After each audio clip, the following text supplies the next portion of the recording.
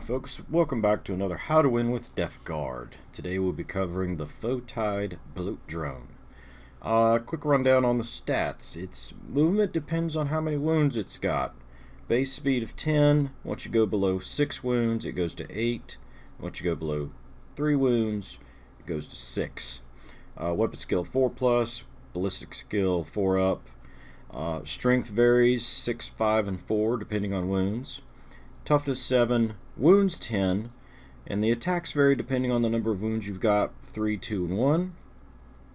Leadership of 8 and a 3-up save.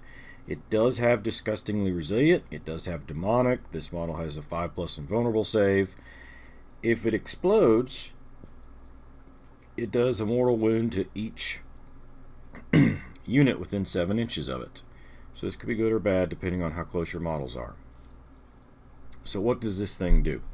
Well, the base model that comes out of the big box you get for the Imperium has 2 plague spitters and a plague probe. The plague spitters are 9-inch assaults D6. Strength is the user, so basically a 6 until you start getting damaged. AP AP is -1, and it does 1 damage. It is a plague weapon, so you get to re-roll wounding rolls, and this wound automatically hits its target.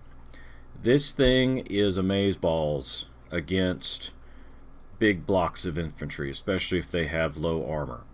If you've got a bunch of orcs or even the Eldar Guardians, you know, something that doesn't have a very high save, anything like a 5 or 6, you're just going to destroy them. Now, if your opponent has bad rolls with his Space Marines, Space Smurfs, whatever you want to call them, then yeah, you're going to kill them too. But this guy, that can just do amazing amounts of work to clear out globs of infantry, or just to put more wounds on a guy. The more dice you make them roll, the more chances are they're going to fail a roll.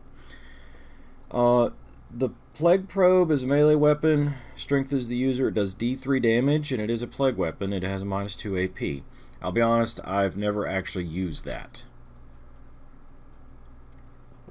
Excuse me, I needed some coffee. Now, these next couple of models are some other options that you can do with the Bloat drones, and I've not tested them.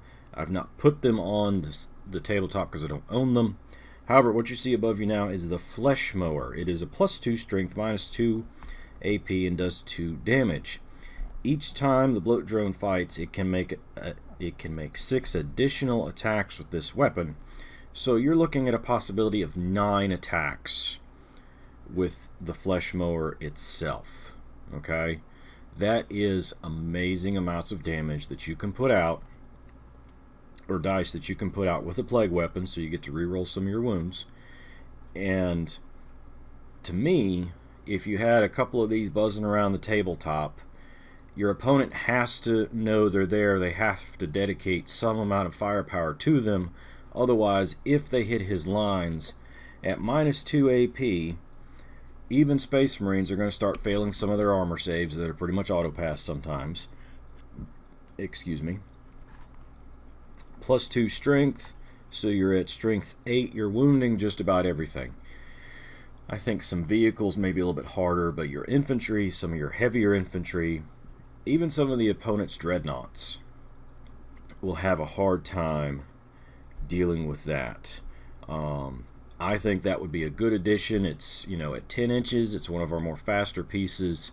Could easily help with whatever you need to kill. The next one in the lineup should have the heavy Blight launcher assigned to it on one side. I'm not sure what the weapon on the left-hand side of the model, right-hand model side of your screen is, but the other one is the Bloat launcher, and that is 36-inch range, assault 6, strength 6, -2 AP, D3 damage, and it's a plague weapon, so you get to reroll some of your wounds. I haven't tested this on paper. It looks like it could be pretty cool.